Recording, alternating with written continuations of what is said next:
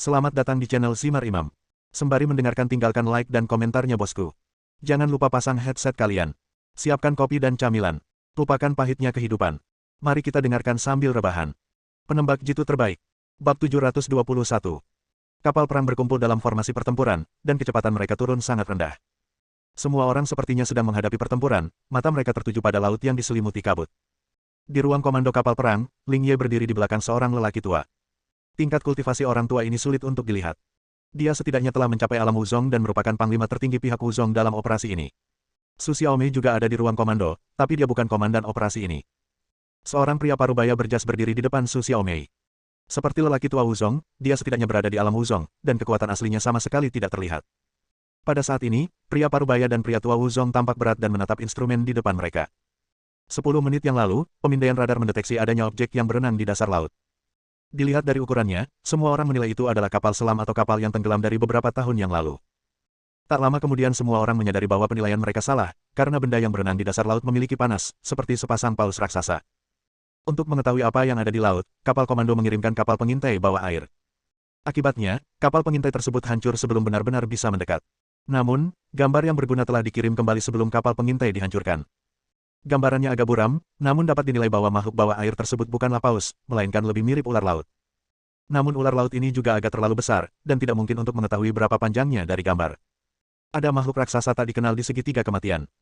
Inilah yang telah dinilai semua orang sejak awal, dan tujuan kedatangan mereka ke sini adalah untuk menangkap salah satu makhluk raksasa, King Kong.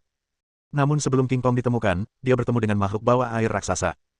Tidak peduli apa monster bawah laut itu, ancaman yang ditimbulkannya terhadap semua orang sudah jelas. Pengeboman dengan torpedo, dan lainnya. Hanya orang bodoh yang melakukan hal itu. Sekalipun pengeboman torpedo efektif, tidak akan pernah membunuh lawan dengan satu pukulan, hanya akan membuat lawan marah. Tidak ada yang berani membayangkan konsekuensi dari kemarahan binatang bawah air. Setelah diskusi bersama antara Dragon Soul dan Wuzong, mereka memutuskan untuk mengurangi kecepatan kapal perang seminimal mungkin, berharap untuk menghindari monster bawah air raksasa itu tanpa mengganggu pihak lain. Semakin Anda takut akan sesuatu, semakin besar pula ketakutan itu akan datang. Segera setelah armada membuat keputusan, monster bawah air raksasa itu menemukan mereka dan berenang ke arah mereka. Sekarang orang-orang di ruang komando menyesal mengirimkan kapal pengintai bawah air. Kapal pengintai yang hancur pasti mengganggu pihak lain, jika tidak semua orang akan memiliki kesempatan untuk mengitarinya. Raksasa bawah air itu sangat cepat dan tidak terpengaruh oleh kabut. Ia tiba di bawah armada dalam sekejap mata. Suasana tegang di ruang komando telah mencapai titik ekstrim. Sudah dapat dinilai bahwa panjang raksasa bawah air itu telah melebihi semua kapal, dan hanya sedikit lebih pendek dari kapal angkut besar. Tidak ada yang berani memprovokasi binatang sebesar itu. Untungnya, monster raksasa itu tidak berniat menyerang semua orang untuk saat ini. Ia hanya melihat armada dengan tenang di bawah air, dengan rasa ingin tahu mengamati para tamu yang datang dari jauh. Ibarat seorang pemburu yang menilai apakah mangsanya enak atau tidak. Selama monster bawah laut tidak bergerak, armada diberi waktu dan kesempatan untuk pergi. Kapal perang pertama berhasil berlayar di atas kepala binatang bawah air, disusul kapal kedua dan ketiga, hingga kapal komando pun ikut berlayar melewatinya. Semua orang di ruang komando menghela nafas lega.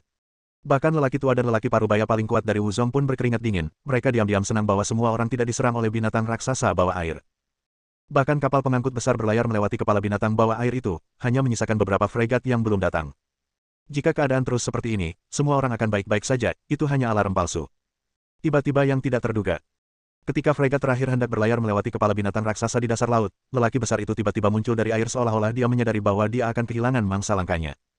Bahkan di dalam kabut, semua orang bisa melihat ombak besar bergulung, dan sesosok makhluk raksasa muncul dari dasar air dengan momentum yang mencengangkan.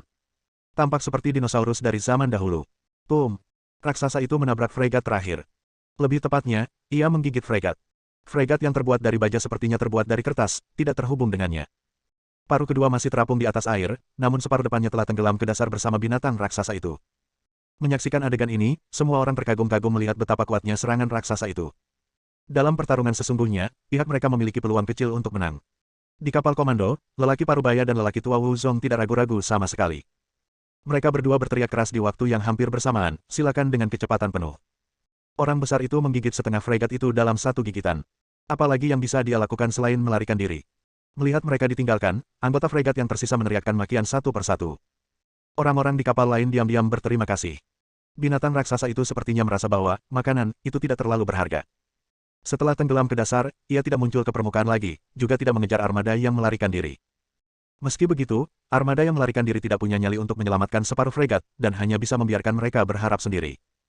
Lian berdiri di dek kapal komando dan menyaksikan dengan mata kepalanya sendiri fregat itu digigit menjadi dua dan armada lainnya melarikan diri. Sebagai tanggapan, dia hanya tersenyum pahit. Manusia terlalu sombong dan ingin menguasai segalanya, termasuk hal-hal yang aslinya bukan miliknya. Tangkap Raja Kong. Operasi ini awalnya hanya lelucon. Orang lain belum pernah melihat kekuatan King Kong, tapi dia telah menyaksikannya dengan matanya sendiri. Ditambah dengan kejadian barusan, mungkin semua orang terbunuh sebelum menemukan King Kong. Lalu bagaimana jika kita menemukan King Kong, apakah kita benar-benar dapat mengabadikannya? Saat itu, orang-orang ini mungkin menjadi mangsa King Kong. Ada banyak bahaya yang tidak diketahui di segitiga kematian, dan binatang raksasa bawah air yang tiba-tiba muncul sebelumnya hanyalah salah satunya. Untungnya, kami tidak menemui bahaya serupa selama sisa perjalanan, dan tiba di salah satu pulau tak dikenal dengan selamat. Seperti halnya Pulau Neraka, pulau ini penuh dengan suasana primitif karena hanya sedikit manusia yang menginjakkan kaki di atasnya, serta memiliki banyak tumbuhan purba yang belum pernah dilihat siapapun.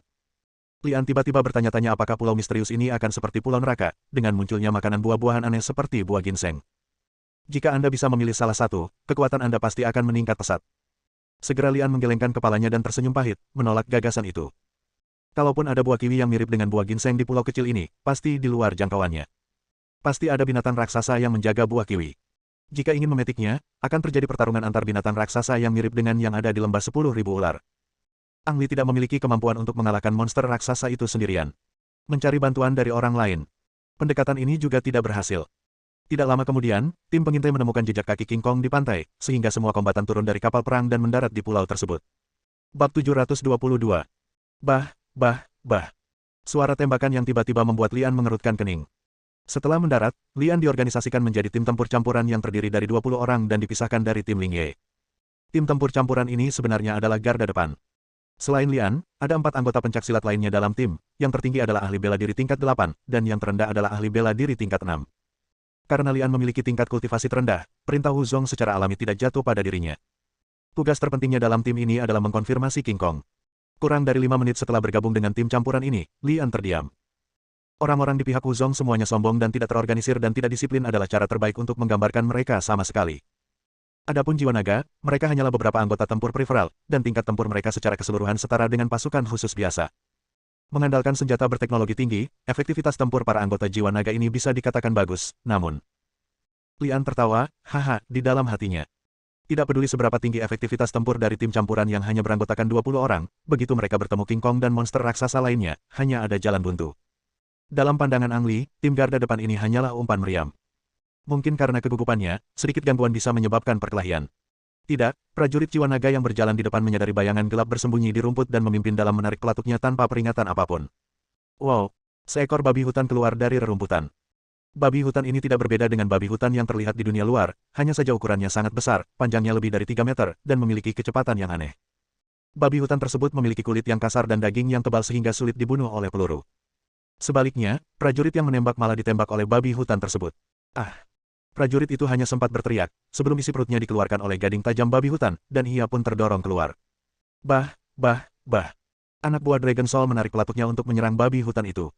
Saya tidak tahu apakah babi hutan itu ketakutan karena dia tiba-tiba melihat begitu banyak orang, atau karena sesuatu yang lain, dia berbalik dan lari, menghilang tanpa jejak dalam sekejap. Desir. Terjadi keributan di dalam hutan, seolah-olah banyak benda yang bergerak dengan cepat, membuat anggota tim campuran gugup dan mengarahkan senjatanya ke arah suara tersebut. Oh, itu sangat menyakitkan bagiku, cepat selamatkan aku. Prajurit yang dibuang oleh babi hutan itu berteriak dan menahan sosis darah yang keluar dari perutnya dengan kedua tangannya. Diam, apakah kamu ingin membunuh kami? Seorang anggota Wu Zong melompat dan menutup mulut prajurit itu dengan tangannya. Manusia jiwa naga hanya mengangkat alisnya sedikit, tapi tidak ada yang menghentikannya. Tidak ada yang tahu apa yang akan terjadi. Semua orang melihat sekeliling dengan waspada, dan tidak ada waktu untuk memperhatikan prajurit yang terluka itu. Untungnya, suara tersebut berangsur-angsur memudar dan tidak sampai ke arah tim campuran. Setelah krisis teratasi, diketahui bahwa tentara yang terluka tersebut telah tewas. Jiwa naga percaya bahwa Wu Zong dengan sengaja menutupi lawannya sampai mati, tetapi tidak ada bukti dan sulit untuk mengatakan apapun. Selain itu, prajurit tersebut terluka terlalu parah untuk dirawat. Mungkin, kematian adalah semacam kelegaan baginya. Perang itu sangat kejam, tidak ada yang tahu kapan seseorang akan mati. Orang-orang jiwa naga menyingkirkan tubuh rekan mereka, menutupinya dengan daun rumput, dan semua orang terus mencari ke depan. 1 jam kemudian, Lian dan yang lainnya melihat kerangka besar. Tidak sulit untuk mengetahui dari bentuk tulangnya bahwa ini adalah babi hutan, dan itu adalah babi hutan yang pernah ditemui Lian dan yang lainnya. Tulangnya juga ditusuk dengan peluru yang menembus baju besi. Menghadapi babi hutan yang mati, tidak ada seorang pun yang merasa senang. Mereka baru saja melawan babi hutan ini 1 jam yang lalu. Begitu banyak peluru yang gagal membunuh makhluk besar itu, namun ia mati secara misterius. Yang lebih parah lagi, daging di tubuhnya telah dimakan dengan sangat bersih. Apa artinya ini? Artinya ada makhluk yang lebih kuat dari babi hutan di dekatnya, dan mereka berkelompok. Makhluk seperti itu sangat sulit untuk dihadapi, seperti halnya menghadapi sekawanan serigala. Bahkan anggota Wuzong pun berkeringat dingin saat memikirkan makhluk tak dikenal yang akan mereka hadapi. Saya pikir kita harus kembali. Seseorang menyarankan dengan suara rendah. Apakah menurutmu orang-orang di atas akan membiarkan kita kembali sebelum kita menemukan King Kong? Tapi kita akan mati jika tetap di sini. Adegan itu hening sejenak. Ini adalah masalah yang sangat nyata. Sebelum tiba, semua orang memperkirakan bahaya misi dan berpikir bahwa mereka akan mati di sini. Ketika saya benar-benar sampai di sini, saya menemukan bahwa kenyataannya lebih mengerikan daripada prediksi saya. Operasi ini tampaknya menjadi tidak terkendali, dan semua orang pada akhirnya akan mati di sini. Hal ini juga membuat beberapa orang ingin mundur. Sekalipun mereka tidak mematuhi perintah di atas, mereka tetap ingin meninggalkan tempat ini hidup-hidup. Mundur atau melanjutkan.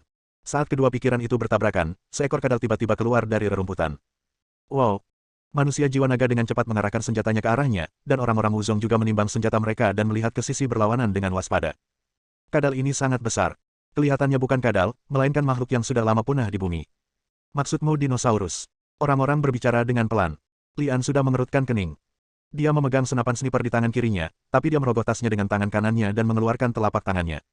Makhluk yang keluar itu tampak seperti kadal. Ia terlalu besar menurut standar kadal, panjangnya mencapai sekitar 2 meter. Lian sudah mengetahui bahwa itu memang dinosaurus bernama Velociraptor. Velociraptor juga mempunyai nama lain yaitu Velociraptor yang terkenal dengan kecepatannya. Ketika orang lain yakin bahwa ini adalah dinosaurus di depan mereka dan berpikir bahwa jika mereka menangkapnya hidup-hidup dan membawanya kembali hidup-hidup, mereka dapat menjualnya dengan harga setinggi langit, Lian sudah siap untuk mundur. Jika hanya ada satu Velociraptor, menangkapnya hidup-hidup tidak akan menjadi masalah. Masalahnya, Ang Li tahu bahwa Velociraptor adalah karnivora sosial, sama seperti serigala liar masa kini. Babi hutan itu mati di mulut Velociraptor. Wow! Velociraptor memang sangat cepat, ia melesat dalam sekejap mata dan menggigit prajurit jiwa naga yang belum bereaksi. Bah! Ketika prajurit jiwa naga lainnya melihat ini, mereka segera menarik pelatuknya dan menembak. Kulit Velociraptor sama sekali tidak setebal babi hutan, dan langsung hancur berkeping-keping oleh peluru yang tak terhitung jumlahnya. Tepat ketika para prajurit mengira mereka telah menang, mereka mendengar suara, desir, datang dari sekeliling, dan lusinan Velociraptor melompat keluar dan menyerang semua orang dengan kecepatan yang mengkhawatirkan.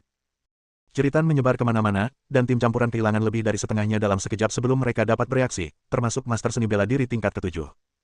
Dikatakan bahwa Master Seni Bela Diri tingkat ke-7 ini juga agak kurang beruntung. Ketika dia menyadari bahwa situasinya tidak baik, dia awalnya ingin melarikan diri, tetapi Velociraptor bergegas keluar dan menggigit kaki kirinya datang dari segala arah.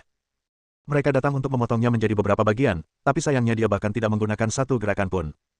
Bab 723. Pertempuran itu terjadi secara sepihak dan brutal. Velociraptor mudah ditangani secara individu, tetapi dalam kelompok, serigala pun hanya akan dimusnahkan. Lian melepaskan 2 tembakan untuk menguji kelemahan Velociraptor, tetapi ternyata Velociraptor lebih sulit untuk dihadapi daripada yang dia kira. Kedua tembakan tersebut tidak membunuh Velociraptor, melainkan justru membangkitkan kekerasan lawan. Orang ini sepertinya tidak tahu apa itu rasa takut. Tidak peduli seberapa parah lukanya, dia terus bergerak maju untuk membunuh. Semangat juangnya mengerikan. Setelah 2 tembakan, Ang Li membuang palem thunder yang diam-diam ada di tangannya untuk mencegah Velociraptor mendekatinya, dan kemudian segera mengungsi.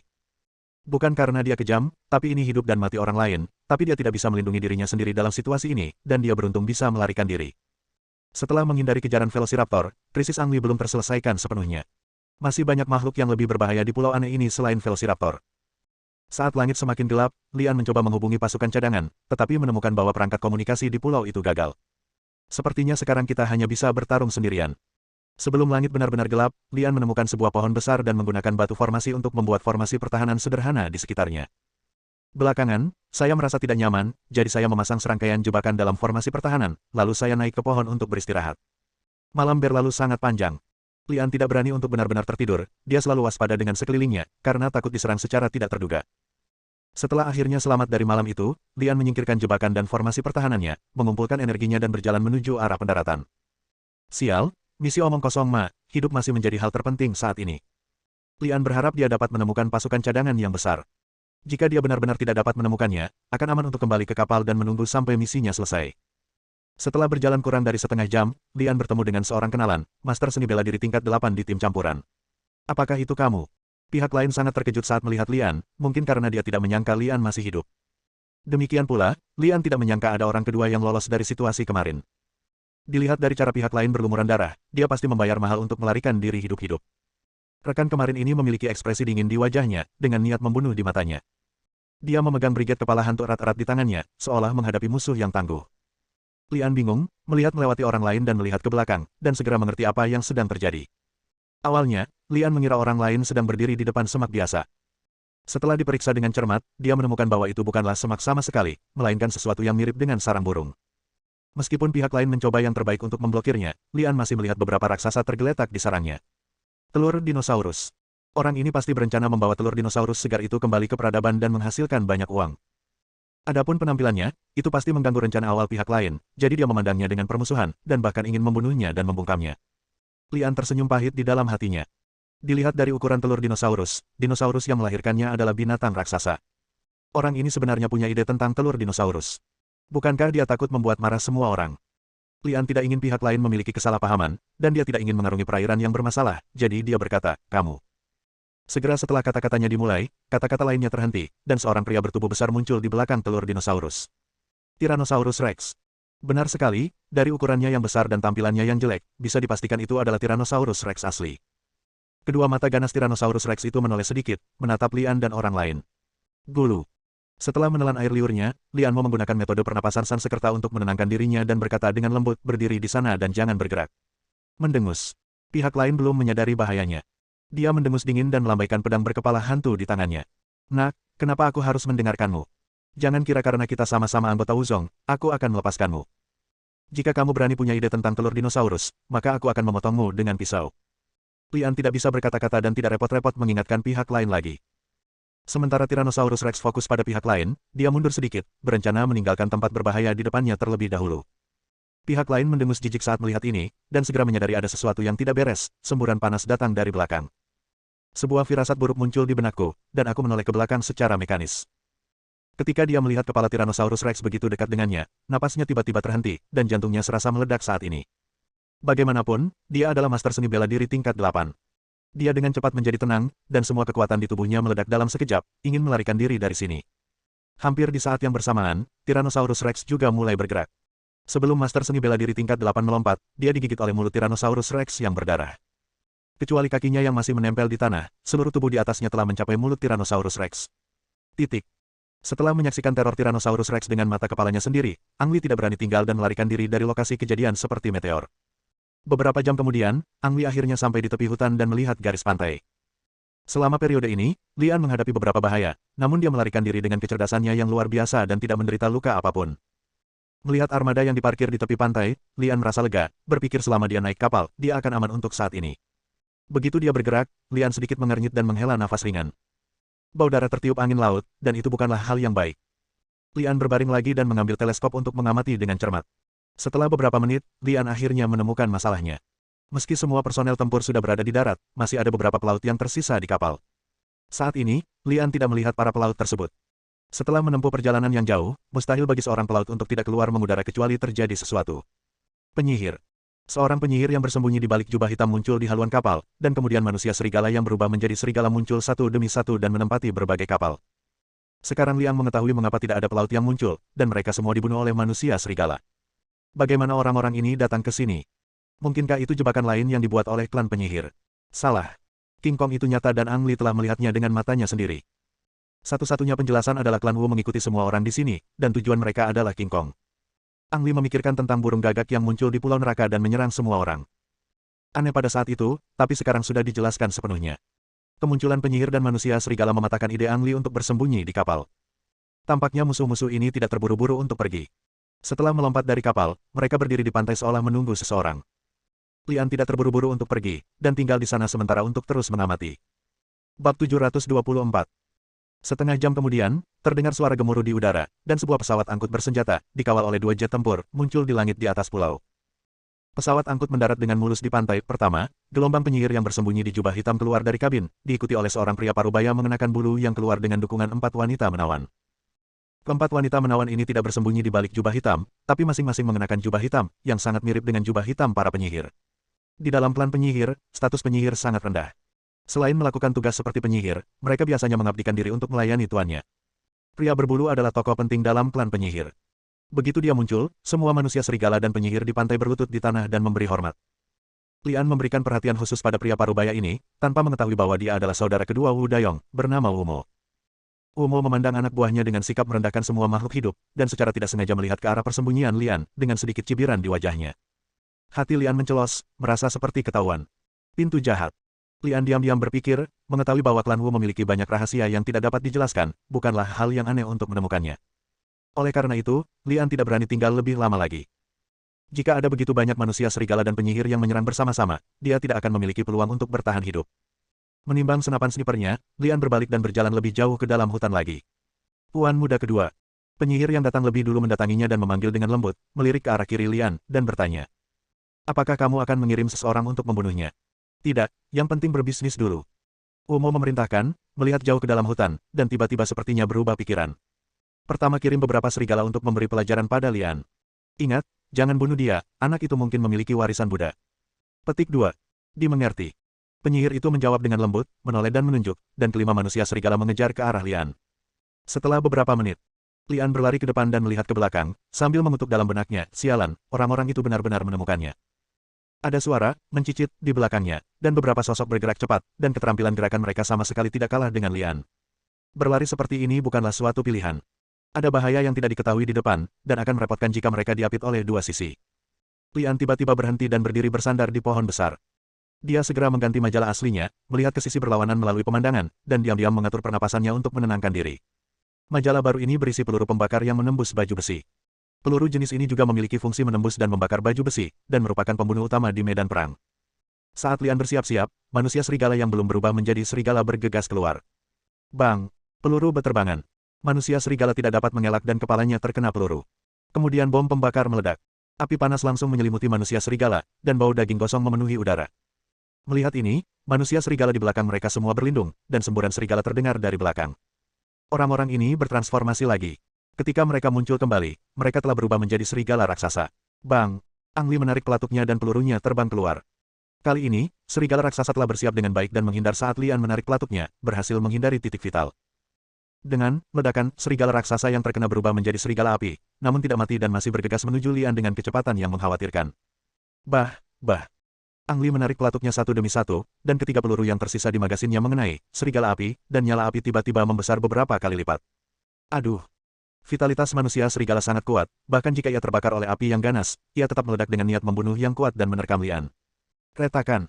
Cakar serigala itu mematahkan senapan sniper yang diangkat tinggi-tinggi oleh Lian untuk dihadang, dan suara tikaman menembus dada Lian. Tanpa perlindungan bagian belakang logam aktif, isi perut Lian akan tercabut oleh cakar ini. Engah! Lampu hijau menyala, dan Lian mengeluarkan pedang lampu hijau dari pinggangnya dan memenggal kepala serigala dengan satu pedang. Ini adalah kematian serigala raksasa. Sebelum dia sempat memadamkan api yang menyala di dadanya, Lian melirik ketiga serigala raksasa lainnya yang sedang menyerbu ke arahnya. Kekuatan tempur ketiga serigala raksasa ini sebenarnya mencapai seni bela diri tingkat kelima, dan yang terakhir mencapai seni bela diri tingkat keenam yang menakjubkan. Jika dia bisa menghadapinya sendirian, Li masih memiliki kepercayaan diri. Bahkan jika tidak ada cara untuk membunuh master seni bela diri tingkat 6, tidak ada risiko untuk tetap hidup. Berurusan dengan tiga orang sekaligus itu merepotkan. Desir-desir. Lian tidak melawan ketiga manusia serigala ini secara langsung. Dia melemparkan 3 petir palem dan berbalik untuk pergi. Serigala raksasa sepertinya mengetahui kekuatan guntur di telapak tangan, dan mereka semua mengelak. Sayangnya, salah satu dari mereka masih memiliki kaki depan yang patah, dan mereka tidak punya pilihan selain berubah menjadi manusia untuk memburu mereka lagi. Dan akibatnya kekuatan mereka berkurang drastis. Kurang dari 100 meter jauhnya, Lian berubah pikiran lagi. Kecepatan lawan terlalu cepat, jika terus berlari hanya akan diserang dari belakang. Sekarang saya hanya bisa mengambil risiko. Lian memegang pedang hijau di tangan kanannya, mengeluarkan palu kayu dengan tangan kirinya, dan diam-diam menggunakan metode pernapasan Buddha untuk menyuntikkan energi sebenarnya ke dalamnya. Palu berbentuk kayu itu tiba-tiba hidup kembali, memancarkan sinar cahaya Buddha, dan Lian juga diwarnai merah. Untuk menutupi penglihatannya, Lian berbalik dan menggunakan teknik pedang cahaya mengalir untuk membuat tirai cahaya pelindung hijau di depannya, menghalangi cahaya Buddha. Manusia serigala dengan seni bela diri tingkat 6 telah bergegas mendekat. Dia tidak memiliki pantangan terhadap layar lampu hijau di depan Lian dan mengulurkan kaki depannya untuk meraihnya. Bang! Saat cakar depan werewolf bertabrakan dengan tirai tipis, kabut hitam keluar dari cakar depan werewolf, membungkus cakar depannya seolah-olah memakai sarung tangan berbentuk serigala. Green Glow Sword memiliki kemampuan untuk menembus kabut hitam klan penyihir, sehingga Green Glow Sword dikalahkan segera setelah Black Mist Glove menyentuhnya.